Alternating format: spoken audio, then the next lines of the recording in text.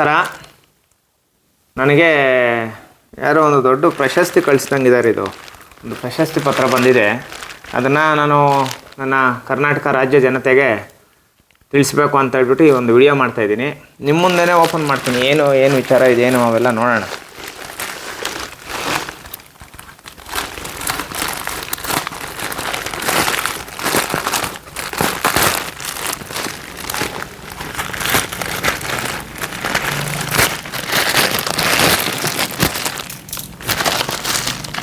ಇಂಥ ಪ್ರಶಸ್ತಿಗಳಂದರೆ ತುಂಬ ಇಷ್ಟ ನನಗೆ. ಯಾಕಂದರೆ ಕಷ್ಟಪಟ್ಟು ಕೆಲಸ ಮಾಡಿದ್ದೀವಲ್ಲ, ಅದಕ್ಕೆ ಇದು ಪ್ರಶಸ್ತಿ ಅಲ್ಲ, ಇದು in the court of the city civil ಕೋರ್ಟ್ನವರು ಕಳಿಸಿರೋಂಥದ್ದು. ಏನಿದು?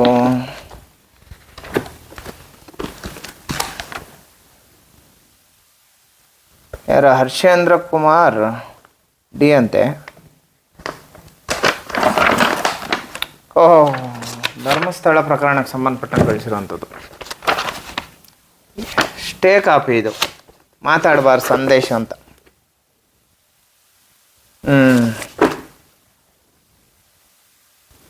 ಹರ್ಷೇಂದ್ರ ಕುಮಾರ್ ಡಿ ವೆಸ್ ಸಂದೇಶ್ ಅಂತ ಹೇಳ್ಬಿಟ್ಟು ಇದೆ. ಇಷ್ಟು ಕಾಪಿ ಇದೆ. ಇಷ್ಟು ಕಾಪಿಗಳು ನಾನು ಓದಿವು. ಯಾವುದು ಪೆನ್ ಡ್ರೈವ್ ಒಂದು ಕಳಿಸ್ಬಿಟ್ಟಿದ್ದಾರೆ. ಇದು ತುಂಬ ಕಾಪೀಸ್ ಇದೆ, ನಾನು ಓದ್ತೀನಿ.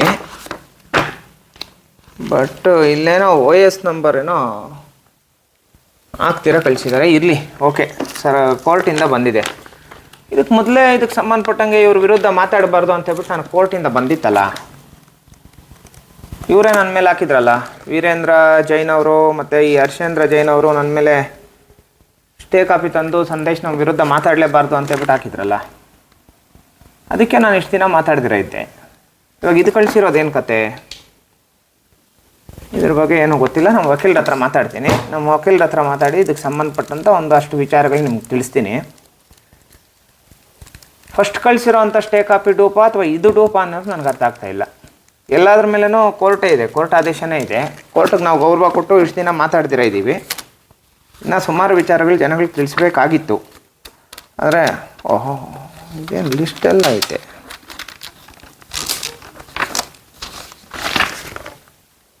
ಓಹೋ 364 ಜನ.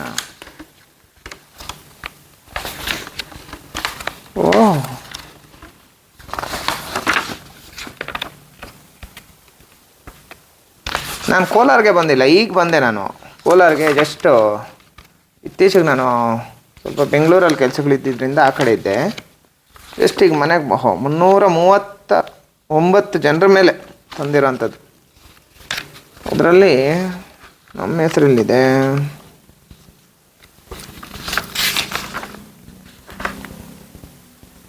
44ನೇ ಹೆಸರು ನಮ್ಮದು. ಒಳ್ಳೆಯದಾಗಲಿ. ಸ್ಟೇ ತಂದಿದ್ದಾರೆ ಕೋರ್ಟಿಂದ, ಸಂದೇಶ್ ಮಾತಾಡಬಾರ್ದು ಅಂತ. ಇದಕ್ಕೆ ಮೊದಲೇ ನನಗೆ ಲಾಸ್ಟ್ ಟೈಮ್ ನಾನು ಒಂದು ವಿಡಿಯೋ ಬಿಟ್ಟಾಗಲೇ ಒಂದಷ್ಟು ಎವಿಡೆನ್ಸ್ ಸಂಬಂಧಪಟ್ಟಂಗೆ ಯಾವಾಗ ಸೌಜನ್ಯ ಅವರ ಕೇಸ್ ತನಿಖೆ ನಡೆಯುತ್ತೋ ಆವಾಗಲೇ ಬಿಡಬೇಕು, ಈಗ ಬಿಡಬಾರ್ದು.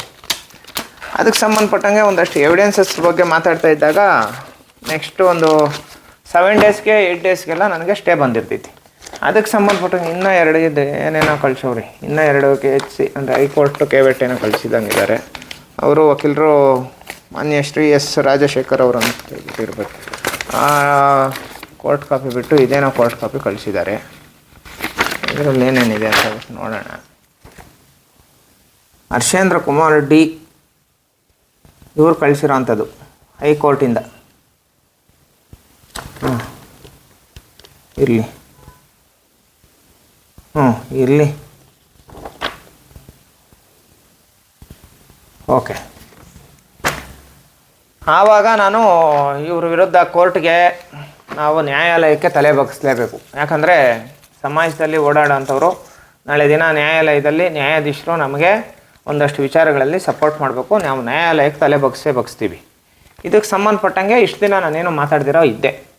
ಈಗ ಇಷ್ಟು ಕೋರ್ಟ್ ಕಾಪೀಸು ಅದಕ್ಕೆ ಸಂಬಂಧಪಟ್ಟಂಥ ಎಲ್ಲ ಡಾಕ್ಯುಮೆಂಟ್ಸು ನನಗೆ ಕಳಿಸಿದ್ದಾರೆ. ಇದನ್ನು ನಾನು ನಮ್ಮ ವಕೀಲರ ಹತ್ರ ಮಾತಾಡಿ ಯಾವ ಥರ ಏನು ತೀರ್ಮಾನ ತೊಗೊಬೇಕು ಅಂತೇಳ್ಬಿಟ್ಟು ತೊಗೊಳ್ತೀವಿ.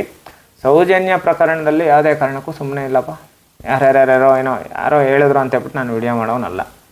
ನನಗೆ ಯಾವಾಗ ಈ ವಿಚಾರಕ್ಕೆ ಸಂಬಂಧಪಟ್ಟಂಗೆ ಮಾತಾಡಬೇಕು ಅಂತ ಕಾನೂನಾತ್ಮಕವಾಗಿ ಮಾತಾಡಬೇಕು, ಆ ಮೂಮೆಂಟಲ್ಲಿ ಮಾತ್ರನೇ ಮಾತಾಡೋದು. ಯಾರೋ ಅರ್ಚ್ಕೊಳ್ತಾರೆ, ಯಾರೋ ಕಿರ್ಚ್ಕೊತಾರೆ, ಸೋಷಿಯಲ್ ಮೀಡಿಯಾದಲ್ಲಿ ಏನೇನೋ ಮಾತಾಡ್ತಾರೆ, ಏನೇನೋ ಕಮೆಂಟ್ ಆಗ್ತಾರೆ ಅಂತೇಳ್ಬಿಟ್ಟು ನಾನು ವಿಡಿಯೋ ಮಾಡೋನಲ್ಲ ಯಾವ ಮೂಮೆಂಟಲ್ಲಿ. ಯಾಕಂದರೆ ಪ್ರತಿಯೊಬ್ಬರು ಪ್ಲ್ಯಾನ್ ಪ್ರಕಾರನೇ ಮಾಡ್ತಾಯಿದ್ದಾರೆ. ನಾವು ಪ್ಲ್ಯಾನ್ ಇಲ್ದಿರ ಯಾವಾಗಂದರೆ ಅವಾಗ ಏನಂದರೆ ಅವೆಲ್ಲ ಮಾತಾಡ್ಬಿಟ್ರೆ ನಮಗಿರೋಂಥ ದೊಡ್ಡವ್ರು ನಮ್ಮನ್ನು ಹೋಗಿತಾರೆ, ಏನಕ್ಕೆ ಅವೆಲ್ಲ ಮಾತಾಡ್ತೀಯ ಅಂತೇಳ್ಬಿಟ್ಟು.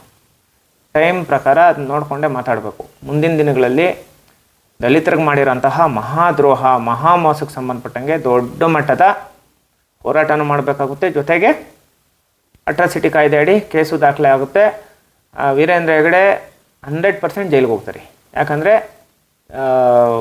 ಸರ್ಕಾರದಲ್ಲಿ ಸಮಾಜ ಕಲ್ಯಾಣ ಇಲಾಖೆಯಿಂದ ಬಿಡುಗಡೆ ಮಾಡಿಕೊಂಡಿರೋಂತಹ ಕೋಟ್ಯಾಂತರ ರೂಪಾಯಿ ಹಣ ಪೋಲಾಗಿರೋಂಥದ್ದು, ದಲಿತ ಬೋಧಕರನ್ನೇ ಅಲ್ಲಿಗೆ ನೇಮಕ ಮಾಡದಿರೋ ಇರೋಂಥಕ್ಕೆ ಸಂಬಂಧಪಟ್ಟಂಗೆ ಅದಕ್ಕೆ ಕೇಸ್ ಮಾಡಿಸೋದಕ್ಕೆ ಯಾವ್ಯಾವ ಥರ ಪ್ರಯತ್ನ ಪಡ್ತಾಯಿದ್ದೀವಿ, ಎಲ್ಲ ಥರ ಪ್ರಯತ್ನ ಪಡ್ತಾಯಿದ್ದೀವಿ. ಯಾವುದೇ ಕಾರಣಕ್ಕೂ ಸುಮ್ಮನೆ ಬಿಡೋವಂಥದ್ದಲ್ಲ. ಇದ್ರ ಜೊತೆಗೆ ಮಾನ್ಯ ಶ್ರೀ ನಮ್ಮ ಯೋಗೇಶ್ ಅವರು ಕೂಡ ಮಾತಾಡೇಬಾರ್ದು, ನನ್ನ ಹೆಸರೇ ಹೇಳಬಾರ್ದು ಅಂತೇಳ್ಬಿಟ್ಟು ಕೋರ್ಟಿಂದ ತಗೊಂಡ್ಬಂದಿದೆ.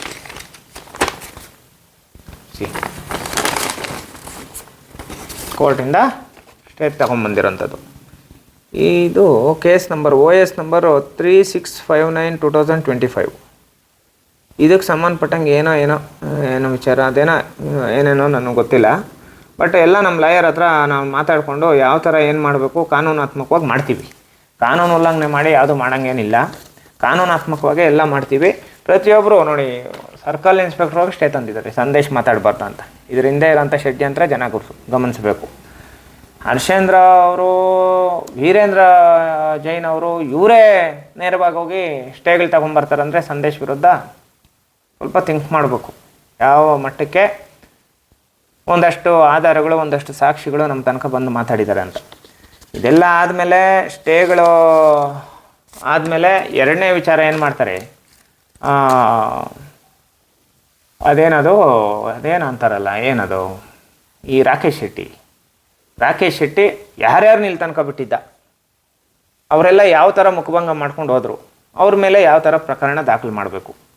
ಅಂದರೆ ರಾಕೇಶ್ ಶೆಟ್ಟಿ ಚೆಲ್ಲಾಗಳು ಇಲ್ಲಿ ತನಕ, ನನ್ನ ಮನೆ ತನಕ ಯಾರ್ಯಾರು ಬಂದಿದ್ರು, ಇದಕ್ಕೆ ಸಂಬಂಧಪಟ್ಟಂಗೆ ಸ್ಪೆಷಲ್ ಎಪಿಸೋಡ್ ಮಾಡಿ ರಾಕೇಶ್ ಶೆಟ್ಟಿ ಮೇಲೇನೂ ಅಷ್ಟೇ ಕ್ರಿಮಿನಲ್ ಪ್ರಕರಣ ದಾಖಲು ನಾನೇ ಕ್ರಿಮಿನಲ್ ಪ್ರಕರಣ ದಾಖಲು ಮಾಡ್ತಾಯಿದ್ದೀನಿ. ಯಾಕಂದರೆ ಸಂದೇಶನ ಟಚ್ ಮಾಡ್ಕೊಂಡಿದ್ದಾರಲ್ಲ, ಸಂದೇಶನ ಟಚ್ ಮಾಡ್ಕೊಂಡ್ಮೇಲೆ ಸಂದೇಶ ಏನಂತ ಹೇಳ್ಬಿಟ್ಟು ಕೂಡ ತೋರಿಸ್ಬೇಕಲ್ಲ. ಯಾವುದೇ ಕಾರಣಕ್ಕೂ ರಾಕೇಶ್ ಶೆಟ್ಟಿ ಈ ಥರ ಅದೇನೋ ಹೇಳ್ತಾರಲ್ಲ, ಈ ಥರ ಬೇರೆ ಯಾರ್ಯಾರನ್ನೋ ಕಳಿಸೋವಂಥದ್ದು, ಇಲ್ಲೆಲ್ಲ ಬಂದು ಕೂರಿಸೋವಂಥದ್ದು, ಅವ್ರಿಗೆ ನಾನು ಬೈದಿರೋಂಥದ್ದು ಎಲ್ಲ ಪ್ರತಿಯೊಂದು ಇದೆ. ಅವರು ಫೋಟೋ ಸಮೇತ ವಿಡಿಯೋ ಸಮೇತ ಕೊಡ್ತೀನಿ. ನಮ್ಮ ಮನೆ ತನಕ ಯಾರ್ಯಾರು ಬಂದಿದ್ರೋ ಎಲ್ಲರ ಮೇಲೇನೂ ಕಾನೂನು ಪ್ರಕಾರ ಕ್ರಿಮಿನಲ್ ಪ್ರಕರಣ ದಾಖಲು ಮಾಡ್ತೀನಿ. ಬಂದು ತಲೆ ತೆಗೆಸ್ಕೊಂಡು ಅವ್ರ ಬೇಳೆ ಏನು ಬೈದಿರ ಯಾವ ಥರ ಅದೇನೋ ಶಂಡ್ರ ಥರ ಹೊರಟೋಗಿದ್ದಾರೆ. ಯಾರ ಬೇಳೆನೂ ಸಂದೇಶ ಹತ್ರ ಬೇಯಲ್ಲ. ಎಂಥ ಅಮೀಷಗಳು ಹೊಡಿದ್ರು ಸಂದೇಶ ಹತ್ರ ನಡೆಯಲ್ಲ. ಕೋರ್ಟಿಗೆ ತಲೆ ಬಗ್ಸ್ಬಿಟ್ಟೆ ಮಾತಾಡಿದ್ರು ಸುಮ್ಮನೆ ಇದ್ದಿದ್ದು. ಸಂದೇಶ ನೋಡಿ, ಒಂದು ಸರ್ಕಲ್ ಇನ್ಸ್ಪೆಕ್ಟ್ರೇ ಹೋಗಿ ಸ್ಟೇ ತಗೊಂಬರ್ತಾರೆ. ಅಷ್ಟು ದೊಡ್ಡ ಶ್ರೀಮಂತರು ಕೋಟ್ಯಾಧಿಪತಿಗಳು ಹೋಗ್ಬಿಟ್ಟು ಸ್ಟೇ ತಗೊಂಬರ್ತಾರೆ. ಕಾನೂನಾತ್ಮಕವಾಗಿ ನಾವು ಫೈಟ್ ಮಾಡ್ತಾಯಿದ್ದೀವಿ. ಸ್ಟೇ ಎಲ್ಲ ವೇಕೆಂಟ್ ಮಾಡಬೇಕು ಅಂತೇಳ್ಬಿಟ್ಟು ನಾವು ಹೋರಾಟ ಮಾಡೋಣ. ಓಡೋಗಿದ್ದೇನೋ ಇವತ್ತೆಲ್ಲ ನಾಳೆ ಅವಕಾಶ ಕೊಡ್ತಾರಲ್ಲ. ಸೌಜನ್ಯ ಪ್ರಕರಣ ತನಿಖೆ ನಡೆದಾಗ ಯಾವ್ಯಾವ ಸಾಕ್ಷಿಗಳು ನಮ್ಮ ಹತ್ರ ಬಂದಿದ್ದಾರೋ ಅವ್ರನ್ನ ಕೊಡ್ತೀವಿ. ಯಾಕಂದರೆ ಫಸ್ಟು ಕಣ್ಮರೆ ಆಗ್ತಾ ಇರೋಂಥದ್ದು ಸಾಕ್ಷಿಗಳನ್ನ ಯಾವುದೇ ಕಾರಣಕ್ಕೂ ಬಿಟ್ಕೊಡೋ ಅಂಥ ಸಿಚುವೇಶನ್ಸೇ ಇಲ್ಲ. ಇನ್ನೂ ಒಂದಿಬ್ಬರು ಇವರು ದಣಿಗಳು, ಈ ದಣಿಗಳು ಅಂತ ಹೇಳ್ಬಿಟ್ಟು ಹೇಳೋದು ನಾನು. ಯಾಕಂದರೆ ನಮ್ಮ ಕಡೆ ನಾನು ಸ್ಪೆಲ್ಲಿಂಗ್ ಮಿಸ್ಟೇಕ್ ಆಗಿಬಿಟ್ರೆ ಬೇರೆ ಥರ ಕೇಳಿಸ್ಕೊಂಡ್ಬಿಡ್ತಾರೆ. ಈ ದಣಿಗಳು ಯಾವ ದಣಿಗಳ ಬಗ್ಗೆನೋ ಯಾವನ ಬಗ್ಗೆ ನಾನು ಮಾತಾಡಲ್ಲ. ಬಟ್ಟು ಯಾರೋ ಹೇಳಿ ಸ್ವಂತ ಅಣ್ಣನ ಕಡೆಯಿಂದನೇ ತಮ್ಮನ್ನೇನೋ ಕೊಲೆ ಮಾಡಿಸಿದ್ದಾರೆ ಅನ್ನೋ ಒಂದು ವಿಚಾರಕ್ಕೆ ಸಂಬಂಧಪಟ್ಟಂಗೆ ಅವ್ರು ಬಂದು ನನ್ನ ಹತ್ರ ಮಾತಾಡಬೇಕು ಅಂತೇಳ್ಬಿಟ್ಟು ಅಂತ ಇದ್ದಾರೆ. ನಿಮ್ಮ ಹತ್ರ ಇರೋಂಥ ದಾಖಲೆಗಳು ಸಮೇತ ಅಕಸ್ಮಾತ್ ನೀವೇ ಏನಾದರೂ ಮಾಡಿರೋದೇನಾದ್ರು ಇದ್ದರೆ ನೀವು ಬಂದು ನೇರವಾಗಿ ಬಂದು ಒಪ್ಕೊಳ್ಳಿ ಅಂತ ಕೂಡ ನಾನು ಹೇಳಿದ್ದೀನಿ. ಅವರು ಬರ್ತಾರೆ. ಬಂದಿದ ತಕ್ಷಣ ನಾನು ಕಾನೂನಾತ್ಮಕವಾಗಿ ಯಾವ ಥರ ಏನು ಮಾಡ್ಬೇಕು ಮಾಡ್ತೀವಿ. ಆಮೇಲೆ ನನ್ನದೇ ಸಮುದಾಯದವರು ಇನ್ನೂ ಒಂದಿಬ್ಬರು ಈ ವಿಚಾರಕ್ಕೆ ಸಂಬಂಧಪಟ್ಟಂಗೆ ನಾವು ಹೋಗಿ ಸಾಕ್ಷಿಗಳಿರ್ತೀವಿ ಅಂತ ಹೇಳ್ಬಿಟ್ಟು ಕೂಡ ಹೇಳಿದ್ದಾರೆ. ಅವ್ರನ್ನೂ ನಾವು ವೆಲ್ಕಮ್ ಮಾಡ್ಕೊತೀವಿ. ಯಾರೇ ಬರಲಿ, ಬರೋ ತನಕ ಅವ್ರ ಹೆಸರು, ಊರು, ಅದು ಇದು ಯಾವುದು ಡಿಸ್ಪೋಸಲ್ ಮಾಡೋಂಥ ಕೆಲಸ ಇಲ್ಲ. ಕಾನೂನಾತ್ಮಕವಾಗಿ ನ್ಯಾಯ ಸಿಗೋ ತನಕ ಎಲ್ಲರಿಗೂ ಒಳ್ಳೇದಾಗ್ತೈತೆ. ಇನ್ನೇನು ಇವರು ಟೈಮ್ ಬಂದೈತಿ, ತನಿಖೆ ದೊಡ್ಡ ಮಟ್ಟದಲ್ಲಿ ನಡೀತೈತೆ, ಎಲ್ಲರೂ ಅರೆಸ್ಟಾಗಿ ಜೈಲಿಗೆ ಹೋಗೇ ಹೋಗ್ತಾರೆ. ಇಷ್ಟು ಮಾತ್ರ ಹೇಳೋದಕ್ಕೆ ಇಷ್ಟಪಡ್ತೀನಿ. ಯಾವುದೇ ಕಾರಣಕ್ಕೂ ಸೌಜನ್ಯ ಪ್ರಕರಣಕ್ಕೆ ನಾನೇ ನ್ಯಾಯ ಕೊಡಿಸೋದು, ಅದರಲ್ಲಿ ಹಿಂದೆ ಹೋಗೋ ಮಾತೇ ಇಲ್ಲ. Thank you so much. ಜೈ ಭೀಮ್.